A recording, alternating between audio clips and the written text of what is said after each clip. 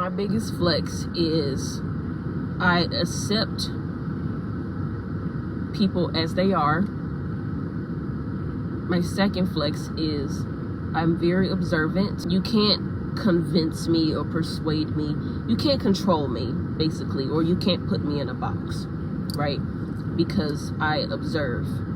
I can see things as they are. And even if I can't trust my eyes or my ears, I can trust my senses. I can trust my gut. I'm extremely hypervigilant. And my third flex is I believe people. But when I say that, I'm not saying that in the way that you think I'm saying it. What I mean is, if someone tells me that a room smells like shit, do you think I'm going to walk into that room to see if it actually smells like shit? No. Ma'am, sir, I believe you. If it smells like shit, I don't want to smell that. So I'm not going in there. See, a lot of people will go into that room. A lot of people can't think for themselves. A lot of people are not hypervigilant. They're not observant. They don't know how to look at what's in front of them. They don't know how to use the awareness they were gifted with. Or some people lack that awareness. I believe people. If someone says, oh, I'm a shitty person, they're probably a shitty person. You probably should stay away from them. You probably should, oh, they don't mean that. They're just having a bad day. Or maybe they're actually a good person. They just were dealt really bad cards. No, if they're telling you they're shitty, they're probably shitty. I don't think it's right for you to sit there and wait to find out. Because then you're the one that's going to look and feel like an idiot later. Because technically they did tell you, you just weren't listening to them. Okay, I know you're probably thinking, Ree, what the hell are you talking about? I basically brought up the list of flexes is because I believe my mom, I believe my grandmother, I believe my aunt, and on the other half, I believe my grandfather, my dad, and even my own big brother, right? Or my older male cousins that have kids. I believe them. But even if I didn't believe them, I could observe and I could use my hypervigilance to understand that when they complained, they weren't complaining because they were having a bad day or they were going through something. It's because parenting truly is something worthy of complaining about.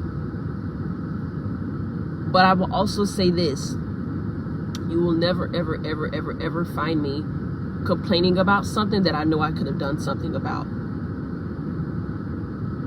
If I got into a car wreck because I was texting and driving, do you think I'm going to be complaining?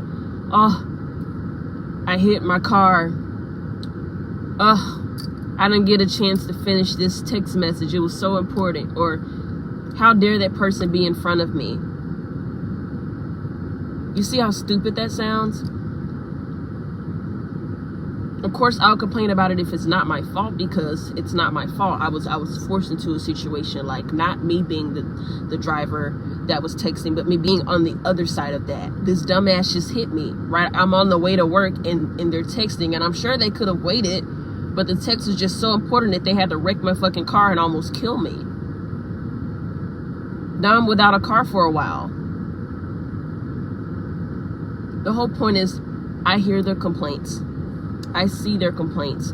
I feel their complaints. I don't understand people that do things and complain about it later. And I always think to myself, did you not think about that before you did it? Like with marriage or having kids or applying for a certain job. Did you not think about any of the things you're complaining about? Did you not think about any of these things before you did what you did? Because I hear the complaints, but the thing is, I'm tired of hearing them. But I get it. I get it and I understand, and that's why I will not be partaking in that. No thank you, but thank you. And it's not just the complaints, but it's like the heartbreak. I've seen a woman literally hold a gun to her head because she couldn't take it anymore. And this isn't me lacking empathy. If anything, I feel bad for the child because they didn't ask for any of this crap. Literally, their existence has caused their mother to want to off herself. And even if the woman did it, she'd be leaving the child behind, and the child would just blame himself for his mother's death when he didn't even sign up for it. He didn't sign up for any of this crap. I hear y'all. Even the ones that really wanted parenthood, even the ones that dreamt about it like it was this fairy tale, or even the ones that look at babies and they're like, I want one of those. Even when they end up doing it, they complain. And I can tell it's misery because y'all, and I'm not making this up. Y'all know I don't believe in making things up, because what are you getting out of lying? Like, what are you getting out of it? Just tell the truth. But I kid you not, whether I'm at work, the grocery store, or the library, someone is always complaining about their children. Always. When I say all, especially with my job, when I say always, and I don't just mean the children, they're adult kids. I've seen an 80-something-year-old woman complain about her 62-year-old daughter and her 65-year-old son. It never stops. This little old lady complaining about her old-ass kids, and she happens to be old too. It broke my heart, because you could tell that she was heartbroken. But it's like, what do you do? What do? You can't do anything, because the thing she was complaining about was reasonable. But I started to feel sorry for her, because I'm sure when she decided to have kids 60-something years ago, she didn't think in her head that she'd be 80-something still dealing with her kids and their bullshit. No parent thinks about that, because most parents only think about the baby stage. They only think about this little bundle of joy. We will be talking about weather, and for some odd-ass reason, they end up talking about kids.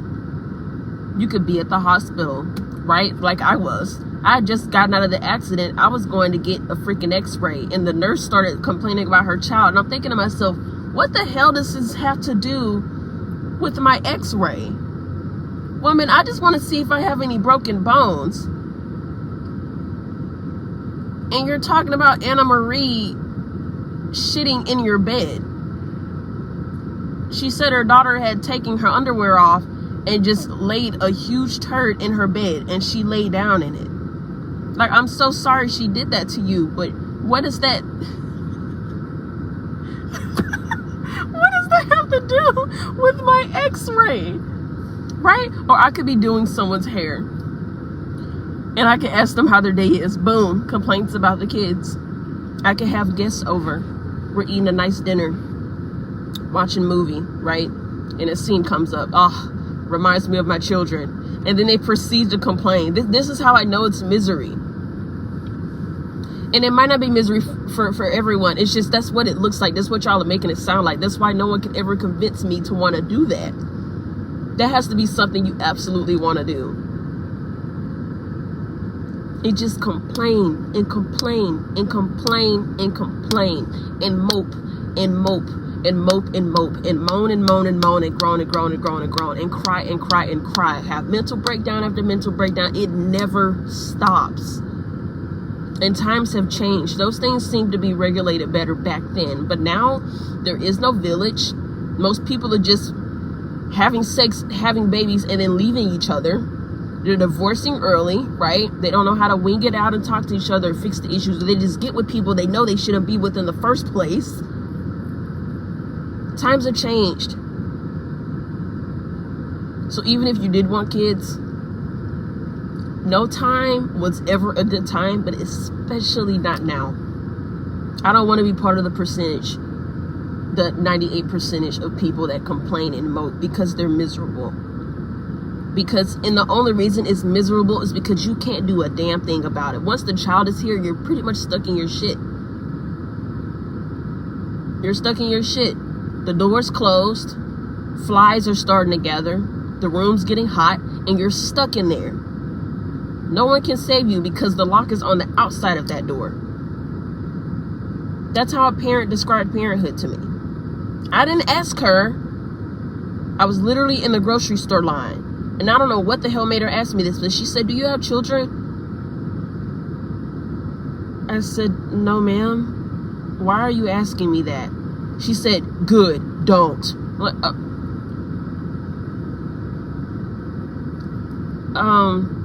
Yes, ma'am. Don't you ever do it.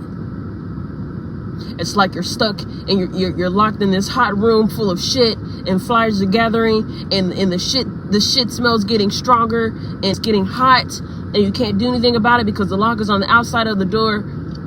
And then it was her turn to go. Like it was the person at the register, the cash register. The worker was like, ma'am, you're next. She's like, don't do it. And then she turns and she starts putting her stuff on. And she's like, hey, how are you? To the person that was doing the checkout. And I'm just looking at her like, what the hell happened to her that would cause her to say this to a random stranger? But damn, I believed her. Just like I told y'all earlier, I believe her. I believe her. I believe everyone that has ever said anything along the lines of don't do it. Because there are people that will be told that and they will still do it. Like the girl with the list, they will show you this long list of why you should reconsider or why you should really think about it, and they'll still be like, nah, that doesn't apply to me, and they'll still do it. But then they become part of the 98% that complains and is miserable. I don't understand.